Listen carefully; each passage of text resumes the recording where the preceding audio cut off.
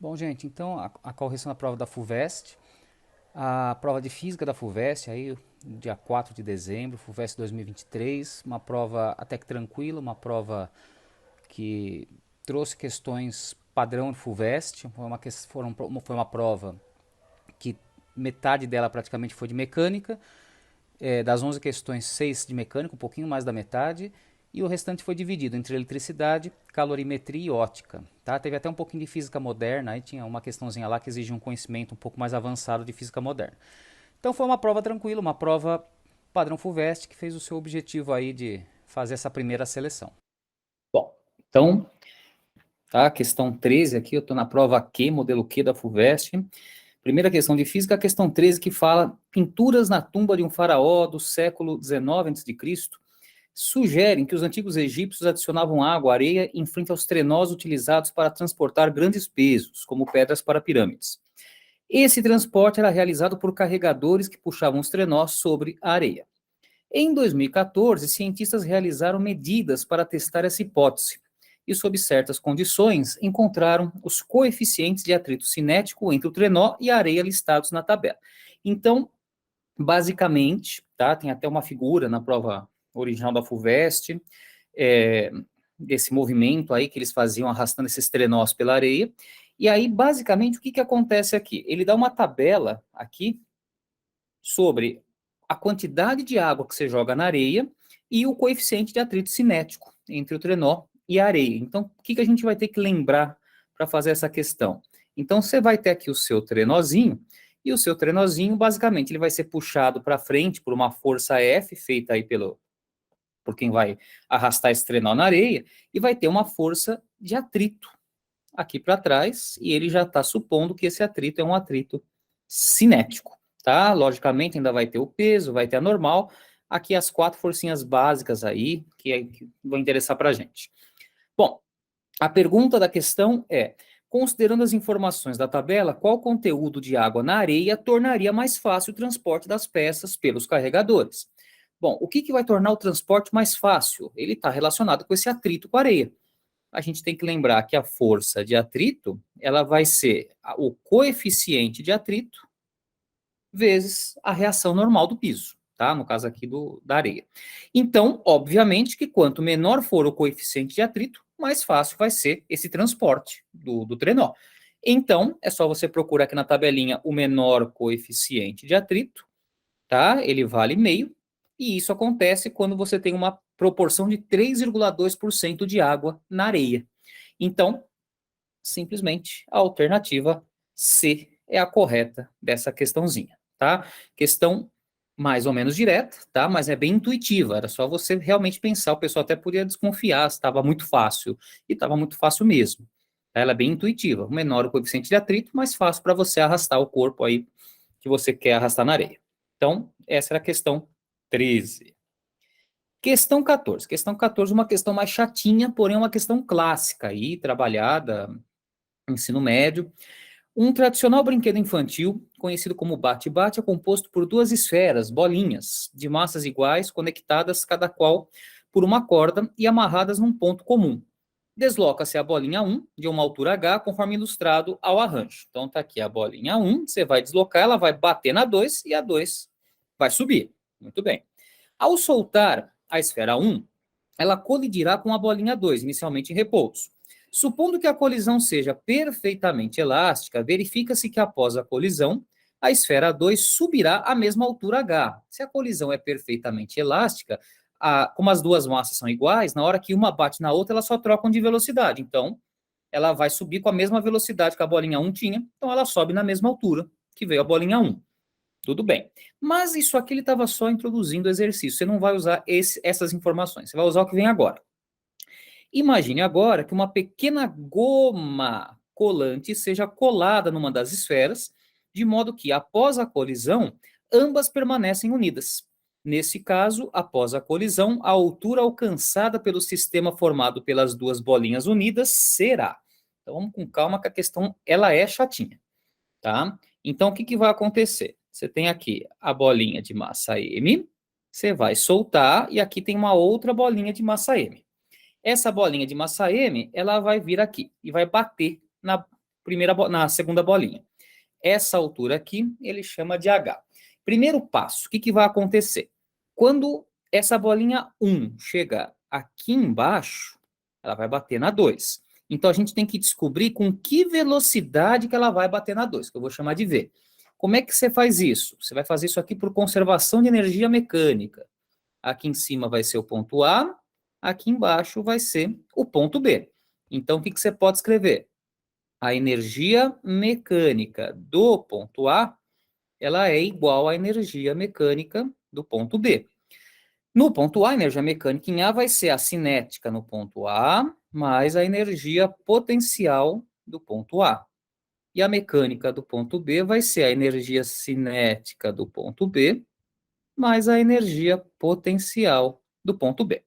Bom, lá em cima no ponto A, ele está parado, então ele não tem energia cinética. E lá embaixo, no ponto B, a gente vai considerar potencial zero, que ele chega no nível zero da nossa referência, aí não teria altura, tá? É o nível mais baixo.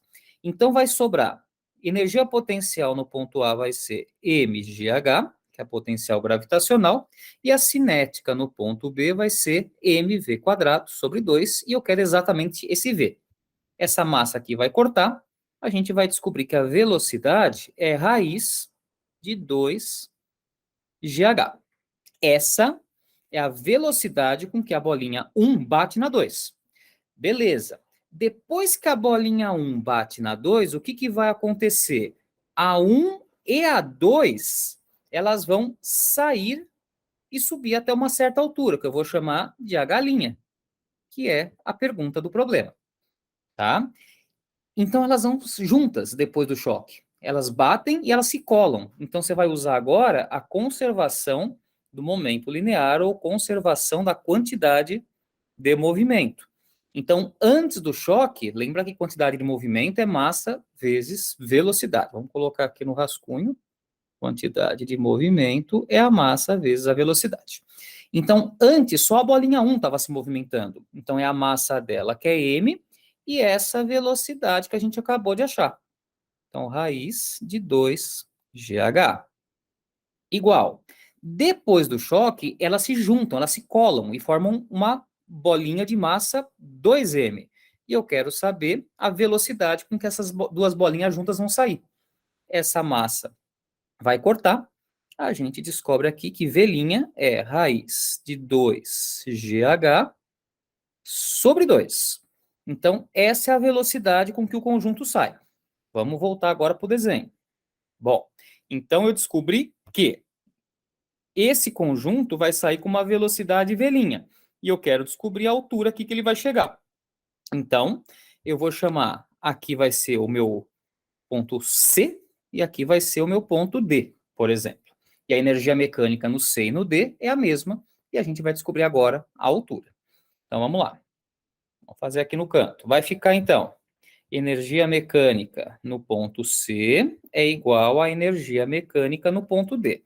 O ponto C é quando as bolinhas saem, está na altura zero para a gente, no nível mínimo de altura. Então, só tem energia cinética, que vai ser, então, a massa, que são duas bolinhas, então é massa 2m, velocidade V' ao quadrado sobre 2. Isso vai ser igual, lá em cima ou no ponto D, ele para, só vai ter energia potencial gravitacional. Então, vai ser a massa 2m vezes g vezes H'. Essa massa 2m corta com essa massa 2m. Então, vamos lá agora. Esse V' aqui, esse V', ele está aqui, ó. O V' é esse trambolho aqui, raiz de 2gh sobre 2. Tá? Isso aqui é o V'. Então, vamos lá. Vai ficar, então, V' ao quadrado. V' ao quadrado, então, vai ficar raiz de 2gh sobre 2 ao quadrado. Tudo isso sobre 2, que já estava lá. Isso vai ser igual a g vezes H'. Tá? Então, vai ficar g vezes H'. Agora, eu vou finalizar essa continha, ó. Raiz de 2gh ao quadrado fica o próprio 2gh. Sobre o 2 ao quadrado vai dar 4, e vai ter esse 2 aqui embaixo. Isso vai ser igual ao g vezes o H'. Fazendo essa continha, esse g vai cortar, você vai chegar aqui na conclusão que o seu H' vai ser H sobre 4. Alternativa B de bola aqui na questão. Tá? A questão aqui é a mais chatinha da prova da FUVEST, porém é uma questão assim clássica, uma questão que se faz, se tem aí nos livros didáticos, é uma questão que aparece com uma certa frequência, porém, matematicamente é uma questão chatinha que misturava aí energia mecânica, quantidade de movimento, ainda que energia mecânica e quantidade de movimento sejam temas aí já que caem na FUVEST há muito tempo, tá? Já é uma marca registrada da FUVEST. Bom, questão 15. Questão 15, você tem a moça aqui, ó, e ele vai falar o seguinte: considere uma pessoa de 1,70 m que eleva uma bola de 6 kg a uma altura de 40 centímetros acima da sua cabeça. Em seguida, a pessoa realiza sobre a bola um trabalho adicional de 10 calorias para arremessá-la. Se a colisão da bola com o solo for perfeitamente inelástica, a energia total dissipada na colisão será D. Então, o que, que acontece? Essa moça, ela vai levantar a bola a uma altura de 40 centímetros acima da cabeça. Ela tem 1,70 m, então significa que 2,10 m é a altura que essa bola vai estar do chão. Beleza. Se ela simplesmente soltasse essa bola, o que, que ia acontecer? Qual que vai ser a energia transferida quando essa bola bate no chão? É a energia potencial gravitacional. Então, de novo, já foi cobrado na questão anterior, aqui de novo. Então, a energia potencial gravitacional dessa bolinha vai ser mgh, certo? Então, vamos lá. Energia potencial gravitacional igual a massa da bolinha, 6 kg, a gravidade, 10, e a altura total, 2,10 m aí que você vai fazer. Bom, fazendo esta continha aqui, você vai achar que a energia potencial gravitacional nesse caso foi de 126 joules. Beleza. Se ela soltasse simplesmente a bolinha. Só que você não pode esquecer que ele fala aqui que ela faz um trabalho adicional de 10 calorias para arremessar. Então, essa bola incorpora com ela mais 10 calorias. Só que eu não posso trabalhar com caloria, eu tenho que trabalhar com joule. Então, uma caloria, 4,2 joules. Então, eu tenho que somar aqui 10 calorias. 10 calorias, se cada caloria é 4,2 joules, 10 calorias seriam 42 joules. Então, 126 com o 42, eu vou achar que a energia total que vai ser transferida vai ser de 168 joules. Mas as minhas respostas estão em calorias, então é só eu fazer a transformação inversa. Eu vou dividir isso aqui por 4,2 para passar para a caloria, e aí você vai achar, então, essa energia total de 40 calorias. A alternativa D de dado, tá? Essa é uma questão mais tranquilinha de fazer, tá? Para nível de FUVEST está bem tranquilinha até, tá? Era simplesmente ver a energia potencial gravitacional acumulada. Muito bem. Questão 39. A 39, ela aparentava ser uma questão assim mais complicada, tá? Mas você tinha que ter paciência para ler a questão inteira, mas não era tão difícil assim de ser feito. Bom, ele vai falar o seguinte, eu vou dar uma resumida aqui no enunciado. Você tem um gás, e esse gás, ele está preso nesse recipiente aqui, e tem uma parede aqui no meio. Então, na parte da esquerda, ficou 1 mol de gás com temperatura 4T, e na parte da direita ficou 2 mols de gás com uma temperatura T. Aí ele vai falar aqui embaixo que você vai tirar essa parede, e os gases vão se misturar. Então, é um gás com 1 mol com temperatura 4 vezes maior que o outro. Basicamente isso. Então, ele quer saber qual é a temperatura de equilíbrio. Tá? A FUVEST já tem um certo tempo, questãozinha de calorimetria, ela vem cobrando sempre. Então, o que você vai fazer? Na prática, você tem os dois gases se misturando para entrar em equilíbrio térmico, eles vão acabar na mesma temperatura. Então, a gente vai usar um dos princípios fundamentais de calorimetria, que fala o seguinte, que o somatório dos calores envolvidos tem que ser igual a zero.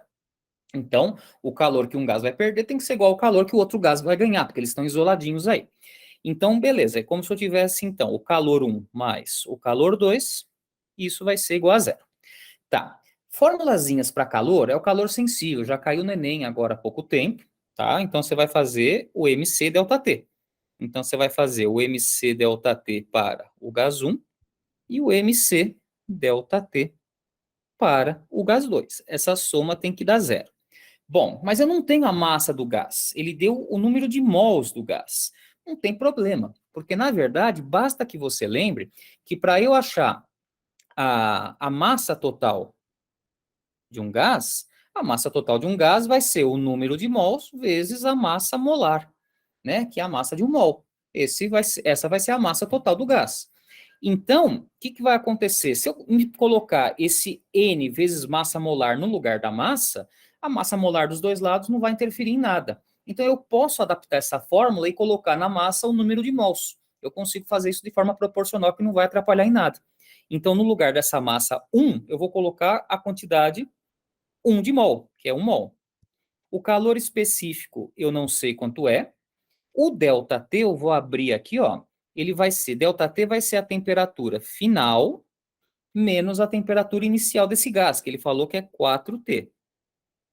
Beleza. Mas, agora, vamos para o outro aqui. A massa do segundo gás, eu vou trabalhar com o número de mols, vai ser 2 mols. Mesmo raciocínio. O calor específico é o mesmo, porque o gás é o mesmo. E no ΔT vai ficar a temperatura final menos a inicial dele, que é o T. Isso tudo vai ser igual a zero. Muito bem. Vamos fazer uma distributiva aqui, ó. 1 vezes C é C, vai ficar aqui a distributiva. Então, vai ficar C vezes TF menos 4TC. Deixa eu só colocar esse C maior aqui. Mais, aqui também, distributiva, vai ficar 2CTF menos 2CT. Isso tudo igual a zero. Tá? Como o C está em todos os termos, eu posso simplesmente cortar esse C, então ele não vai interferir em nada. E aí eu vou juntar TF com TF e T com T. Basicamente é isso. Então vai ficar, eu tenho esse TF com 2TF, vai ficar 3TF. Aqui eu tenho menos 4T, aqui eu tenho menos 2T, vai dar menos 6T. Isso tudo igual a zero. Vai ficar então 3TF igual a 6T, e daqui sai então a resposta que o TF vai ser igual a 2T. Prontinho. Então, resposta final, letra C, temperatura final do sistema vai ser 2T, tá? Questãozinha de calorimetria. Próxima questão aqui, agora já vamos para a parte de eletricidade, ó. Ele vai falar que os termistores são termômetros baseados na variação da resistência elétrica com a temperatura e são utilizados em diversos equipamentos, como termômetros digitais domésticos, automóveis, refrigeradores e fornos. A curva de calibração de um termistor é mostrada na figura. Então, repara aqui que esse gráfico, aumentando aqui, ó, aqui tem a resistência em kΩ e aqui eu tenho a temperatura em graus Celsius. Beleza. Vamos lá. Considere que o termistor se rompa quando percorrido por uma corrente maior do que 10 miliamperes. Supondo que o termistor seja conectado a uma bateria de 5 volts, assinale a alternativa que contém uma faixa de temperaturas em que o dispositivo sempre funcionará adequadamente. Então, vamos lá. Isso aqui, ó, eu tenho aqui a corrente, 10 miliamperes, e aqui a tensão, 5 volts. Então, eu vou direto aqui, ó, lei de Ohm, primeira lei de Ohm, U igual a R vezes I. Então, o meu U são 5 volts, o R você não sabe, e o I é 10 miliamperes, que é 10 vezes 10 a menos 3. Então, se eu isolar aqui a resistência, ó, vai ficar 5 sobre 10 vezes 10 a menos 3. 5 dividido por 10 dá meio. E o 10 a menos 3, a gente coloca no numerador invertendo aqui o expoente, vai ficar 3.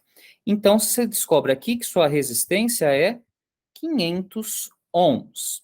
Então, enquanto não chegar no 500 ohms, ele não estoura, funciona numa boa.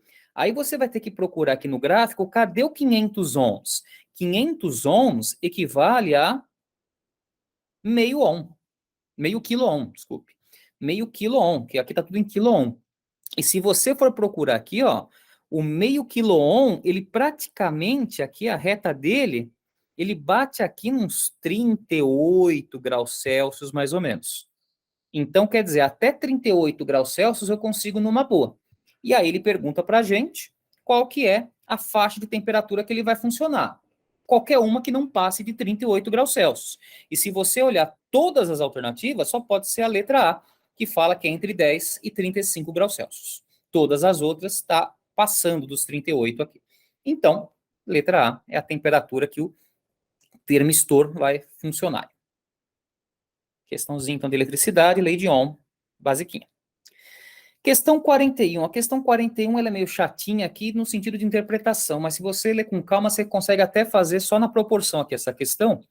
Ela fala assim, ó, o Brasil é o país recordista mundial em queda de raios, com uma estimativa de mais de 70 milhões de eventos desse tipo por ano. Uma descarga elétrica dessas pode envolver campos elétricos da ordem de 10 quilovolts por metro. Então, o campo elétrico desse raio vai ser 10 quilovolts por metro. É isso que ele está falando. E um deslocamento de 30 coulombs em 1 milésimo de segundo. Então, a segunda coisa que ele fala é que esse raio ele consegue transportar uma carga de 30 coulombs num tempo de 1 milésimo. 1 milésimo é 1/10 a menos 3 segundos. Com base nessas estimativas, e assumindo o campo elétrico como sendo constante, a potência associada a um raio de 100 metros de comprimento corresponde a... Bom, gente, então o que você podia fazer aqui nessa questão? O raio tem 100 metros de comprimento, e o seu campo elétrico é 10 quilovolts por metro. Vamos fazer uma regra de 3 aqui, né? Então, pelo que ele me falou do campo elétrico, eu sei que existe uma tensão de 10 quilovolts, que são 10 mil volts, a cada metro. Se eu tenho 100 metros nesse raio, quantos quilovolts que eu vou ter? Eu vou achar a tensão total desse raio. Fazendo essa continha, o que você vai ter que lembrar? 10 quilovolts é 10, o quilo é 10 ao cubo, e você vai multiplicar pelo 100, que é 10 ao quadrado. Só esse cuidado que você ia ter que ter. Daqui sai, então, que a tensão desse raio mantém a base, somos expoentes, você vai achar 10 a sexta volts. Essa é a tensão do raio. Beleza. O que eu vou fazer agora? O cara deu carga elétrica e deu tempo, né? A gente acha a corrente elétrica com isso. Então, você tinha que lembrar que a corrente elétrica, ela é a variação de carga sobre o tempo. A variação de carga ele deu aqui, né? 30 coulombs. E o tempo, 1 vezes 10 a menos 3. Para fazer essa continha aqui, ó, você vai manter o 30, esse 10 a menos 3 ele vai ir para o numerador invertendo o expoente, tá? O oposto do expoente. Então vai ficar 30 vezes 10 ao cubo. 30 vezes 10 ao cubo é 30 mil amperes. Essa é a corrente. Bom, então eu tenho a tensão, eu tenho a corrente. Ele quer, a pergunta do problema é a potência. Então aí é só você lembrar a formulazinha do π, potência é I vezes U. Então vamos lá. Potência, o I são os 30 mil amperes e o U 10 a sexta. Lógico que eu vou ter que fazer uma potência aqui para facilitar a minha vida. 30 mil, 1, 2, 3, 4, é 3 vezes 10 a quarta, e isso tudo vezes 10 a sexta. Então, isso aqui vai ficar 3 vezes 10 a décima watts, a unidade de potência. Só que 3 10 a décima watts, você não vai ter esse valor ali, ó. Tá? Primeiro que ele fala de gigawatts, megawatts. Então, o que eu vou fazer aqui? Eu vou fazer um truque aqui, ó. 3 vezes 10 a décima é a mesma coisa que 30 10 a nona watts. Só que aí você vai ter que lembrar dos prefixos das unidades. 10 a nona equivale a giga, tá? Então você tem o mega, que é 10 a sexta, que é 1 milhão, e tem o giga, que é o 10 a nona. Então a potência desse raio vai ser 30 gigawatts. Alternativa A. Então tá aqui a questãozinha do raio, questãozinha de eletricidade, aí de campo elétrico, mas tranquilinha até para fazer, tinha que só tomar cuidado com as contas aí, com as potências. Vamos lá, questão 46. A questão 46, essa era um pouquinho mais chata de fazer, tá? Porque ele exigia um conhecimento a FUVEST, ela sempre costuma colocar a questão sobre ondulatória, na primeira prova, ela coloca, essa aqui é uma questão sobre ondulatória, só que é uma questão um pouco mais avançada de ondulatória, é uma questão de radiação, de ondulatória de radiação eletromagnética, na verdade. Que vai falar aqui no texto? O texto é o texto de uma professora da USP, que ela vai explicar a diferença entre radiações ionizantes e não ionizantes. Então, o que é uma radiação ionizante? A radiação, ela chama ionizante se ela tem uma certa energia que, quando ela interage com a matéria, ela consegue liberar um elétron dessa matéria, um ou mais elétrons, tá? Então, ela consegue, na hora que ela interage com a matéria, ela é tão forte, tão energética, que ela consegue arrancar elétrons da matéria. Ou seja, você muda a matéria. Isso é uma radiação ionizante. Isso acontece com ondas mais fortes, é o que ele fala aqui no texto, inclusive. E você tem a radiação não ionizante, que é exatamente uma radiação mais fraca, tá? Que quando ela bate na matéria, ela interage com a matéria, não acontece nada. Ela não consegue arrancar esses elétrons, não acontece nada no sentido que ela não arranca elétrons. Essa é a definição que ele fala aqui no texto. Se você não soubesse, você conseguia ler o texto e definir isso aqui. O que você teria que interpretar na base do texto, tá? Tinha bastante informação, era que a radiação ionizante, a energia dela é maior. E a radiação não ionizante, a energia é menor. E aí você vai ter que lembrar um pouquinho de física moderna, tá? Mas é bem pouquinho mesmo, que é a formulazinha de Planck da energia, que a energia de uma onda, de uma radiação, é HF. O H é a constante de Planck e o F é a frequência. Então, basicamente, o que você tem que lembrar? Bom, radiação ionizante. A energia é maior. Se a energia é maior, a frequência é maior. E aí você vai ter que lembrar que frequência e comprimento de onda, eles são um inverso do outro. Então, se a frequência é maior, o lambda ele vai ser menor, tá? A radiação não ionizante, a energia ela é menor, então a frequência é menor e o lambda é maior. Sabendo disso aqui, você vai ter que analisar alternativa por alternativa. A questão é teórica. Então, eu vou de baixo para cima. Olha só a letra E.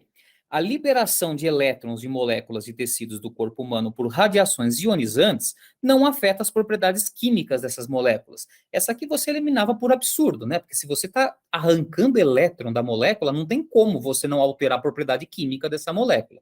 Então, essa aqui você já eliminava. Letra D. O efeito fotoelétrico é um exemplo de interação de radiação não ionizante com a matéria. Não, tá? É aqui que está o erro, no não ionizante. O efeito fotoelétrico, você tem que manjar um pouquinho de física moderna, o efeito fotoelétrico é exatamente quando a radiação ela pega na matéria, ela interage com a matéria e consegue liberar o elétron. É daí que vem o nome efeito fotoelétrico. Então, ela é uma radiação ionizante. Então, também não pode ser a letra D. Letra C. Luz visível não pode ser considerada uma forma de radiação, uma vez que tem efeitos desprezíveis sobre tecidos do corpo humano. Não é bem assim, né? Até porque a luz visível, ela consegue, inclusive, vai favorecer que você enxergue as coisas. Então, ela tem algum tipo de efeito, tá? Você não pode falar, inclusive, que ela não é uma forma de radiação. Ela é uma radiação eletromagnética, assim como ultravioleta, assim como onda de rádio, como a radiação infravermelha. Então, está errado porque ela é uma radiação. A letra B, radiação eletromagnética de comprimentos de onda maiores tem um efeito ionizante mais acentuado. Não. É aqui que está o problema. Comprimentos de onda maiores. Não. A radiação ionizante ela tem comprimentos de onda menores. Então, também não pode ser a letra B. Por eliminação, a gente fica com a letra A. A luz de lâmpadas brancas, as microondas e o laser vermelho podem ser considerados exemplos de radiação não ionizante. Podem. Essas três radiações que ele cita aqui, que é a luz visível no caso, microonda e o laser, eles não arrancam elétrons. Em condições normais, pelo menos, eles não vão arrancar elétron da matéria. Então, eles são radiações não ionizantes. E aí você tem, então, letra A como sendo a alternativa correta dessa questão, tá? Questãozinha 46. Teórica, porém uma teórica pesada. Você tinha que saber bastante conceito de onda, de radiação, de um pouquinho de física moderna para responder essa questão. Questão 47. A questão 47, a gente vai agora para a parte de ótica, tá? É uma questão clássica de ótica. Ele coloca muitas informações, coloca fórmulas aqui para você, caso você não lembrasse. Então ele fala o seguinte, ó, na base do fenômeno da dispersão está a refração de raios luminosos, quando incidem sobre uma interface que separa dois meios físicos distintos. A descrição matemática da refração é feita pela lei de Snell. Muito bem. Então ele coloca aqui o prisma, né, que é o melhor exemplo aí sobre da dispersão luminosa, tá? É esse efeito que também provoca o arco-íris, porque a luz branca ela entra na gota d'água e na hora que ela sai já dividida nas cores, porque cada cor vai dividir de um jeito, com um ângulo diferente, com uma velocidade diferente, e aí você forma o arco-íris com as cores separadas, tá? Muito bem. E aí, bom, ele vai dar aqui a lei de Snell para a gente e vai explicar o que é cada coisa da lei de Snell. O estudante que já conhecia a lei de Snell podia passar reto aqui que não tinha problema. Bom, aí ele vai colocar aqui embaixo, ó, o índice de refração do ar pode ser tomado como igual a 1 para qualquer comprimento de onda. Com base nessas informações, a relação correta entre os índices de refração dos raios 1, 2 e 3 é... Bom, vamos aqui para o desenho, né? O raio 1 é o menorzinho, o 2 é o do meio e o 3 é o que está mais em cima. Ele quer saber qual que é o índice de refração para cada um deles. Então vamos lá, vamos fazer o desenho aqui do prisma para entender o que está acontecendo aqui, ó. Então tá aqui o seu prisma e o seu raio de luz vem aqui. Primeiro passo, quando o raio de luz ele incide na parede do prisma, você tem que desenhar a reta normal aqui. Beleza? E aí o que acontece? Eu tenho 3 raios, tá? Eles chegam juntos, tá? Então aqui é como se fosse a luz branca, e aí eles vão separar nos raios aqui, tá? Eu vou colocar umas cores aleatórias aqui só para a gente conseguir fazer. Então, o primeiro vem aqui para baixo, ele vai ter esse ângulozinho aqui em relação à normal, tá? Esse aqui de fora é o ângulo I, esse aqui é o ângulo R. Os outros raios, eles vão estar aqui e o outro aqui, ou seja, eles têm um ângulo maior em relação à normal. Então, vamos pensar o seguinte, ó, vamos fazer matematicamente isso aqui, ó. Vai ficar, aqui é o meio 1 e dentro do prisma é o meio 2. Então, índice de refração 1 vezes seno de I, que é o ângulo de entrada aqui, de incidência, vai ser igual o índice de refração 2 seno do R. Tá? Tá aqui. Beleza. O que acontece? O índice de refração 1 é o ar, ele vale 1. Então, eu vou isolar o N2, tá? Nesse caso. Então, vai ficar o N2, tá? Que seria o índice de refração dentro do prisma, vai ser igual seno de I sobre seno de R. Só que aí acontece o seguinte, o I, ele é fixo. Ele não muda, é sempre o mesmo ângulo. O que vai mudar é o ângulozinho aqui de dentro. Então, o que acontece? Quanto menor for o meu ângulo R, maior vai ser o índice de refração.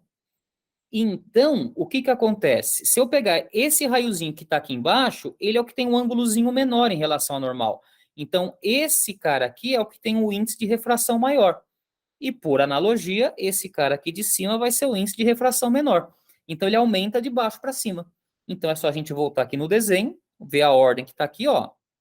É do 1 para o 3. Então, 1 vai ser o maior e até o 3. Então, o N1 vai ser maior que o N2, que vai ser maior que o N3.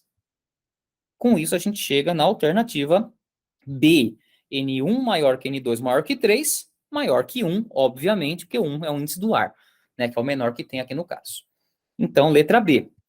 É uma questãozinha clássica de dispersão também, tá? Mas se você poderia até memorizar a ordem, tá? Mas você, se fosse ter que deduzir, era assim que você faria.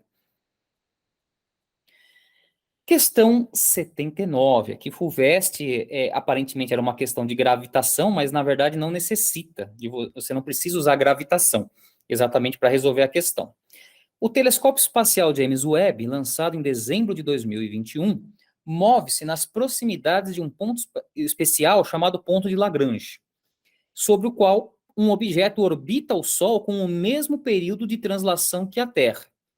Tá? Então, vamos entender o que é isso. A Terra ela vai demorar 1 ano para dar a volta ao redor do Sol. O James Webb, nesse ponto específico que ele está, ele também vai demorar 1 ano para dar uma volta ao redor do Sol. Os dois têm a mesma velocidade angular, então. Eles andam, os dois dão uma volta no mesmo tempo. Muito bem. Aí vamos lá. O esquema está fora de escala, né? Com o Sol, a Terra e o telescópio, e as respectivas massas. Então, só vamos tirar esse monte de desenho aqui que eu fiz, para facilitar agora a resolução. Bom, então, o que vai acontecer?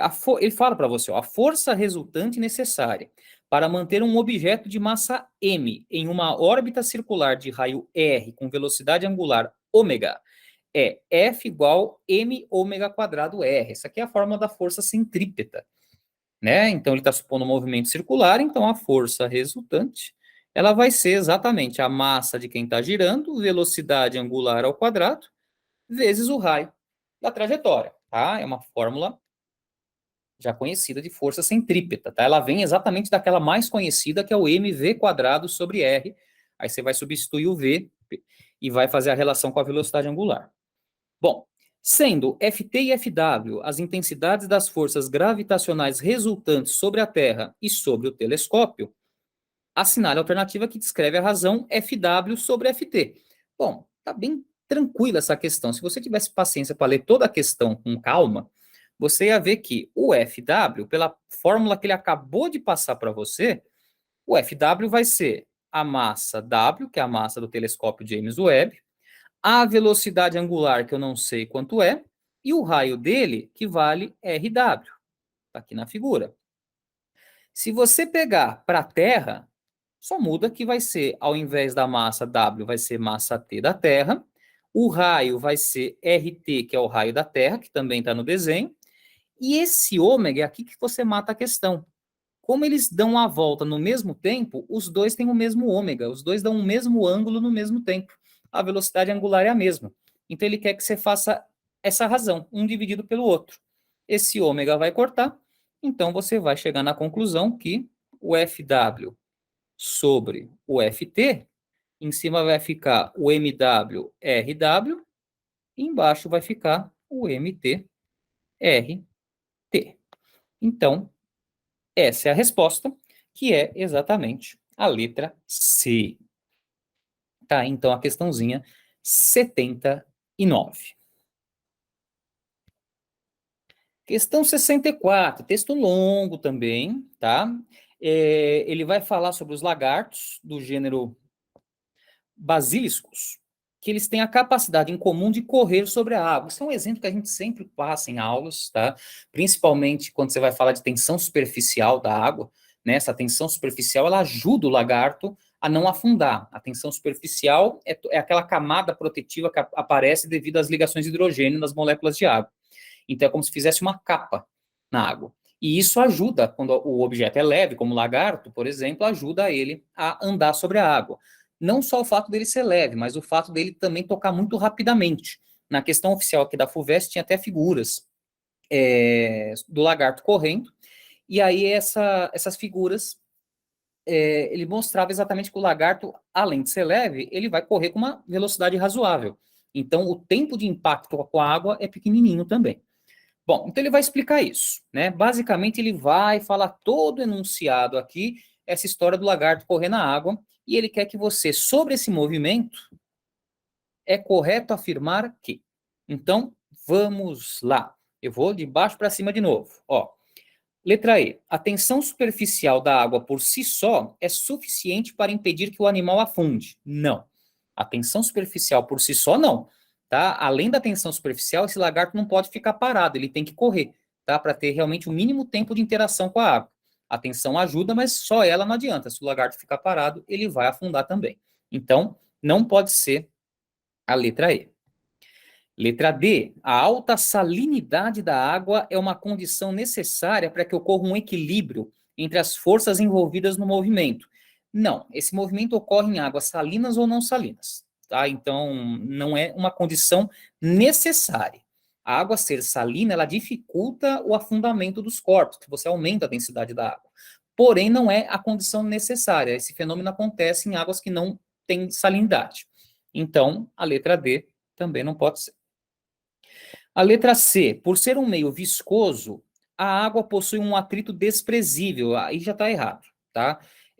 por ser um meio viscoso, ela vai ter uma força viscosa, tá? Que a gente até pode falar que é um atrito, assim, um tipo de atrito, e não é desprezível, tá? Então, não vai facilitar a flutuação, não é nada disso.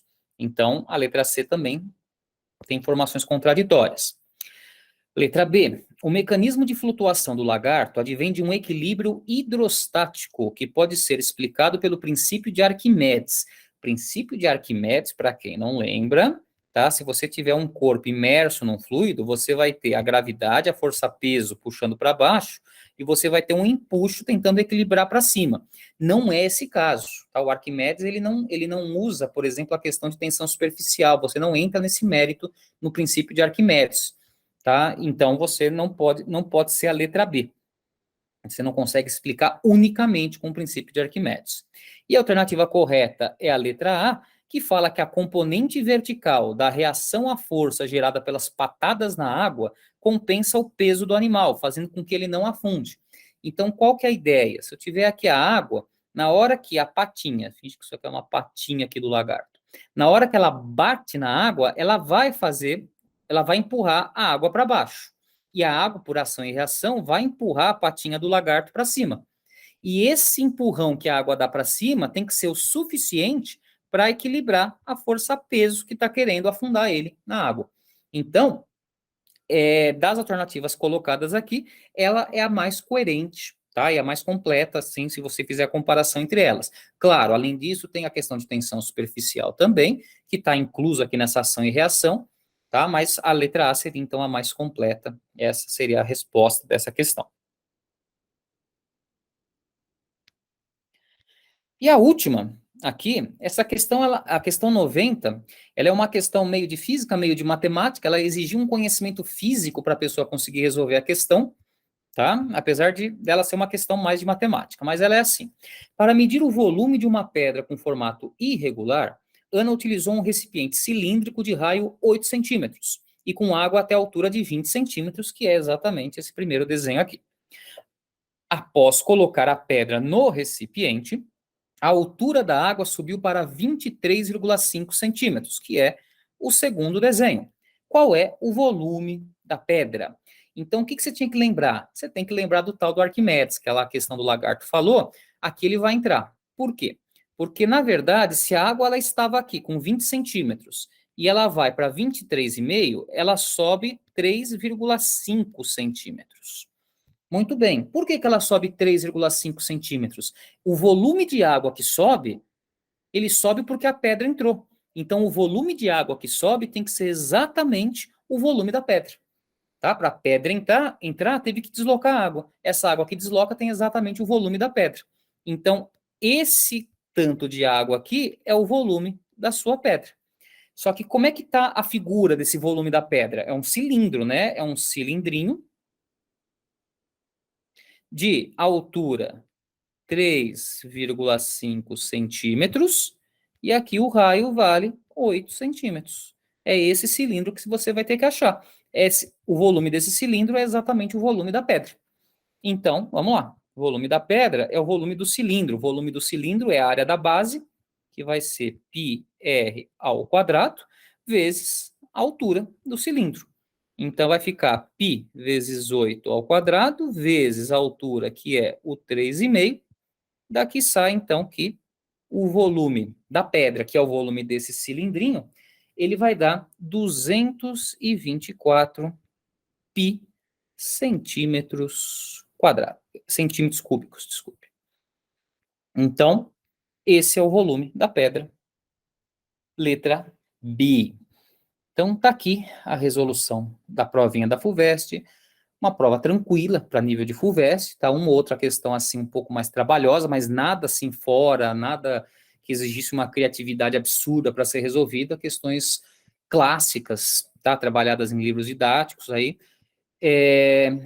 mas uma questão que acabou cobrindo aí boa parte da física, que ela tem o seu efeito aí de primeira fase para fazer essa primeira seleção dos candidatos. Tá bom? Então é isso.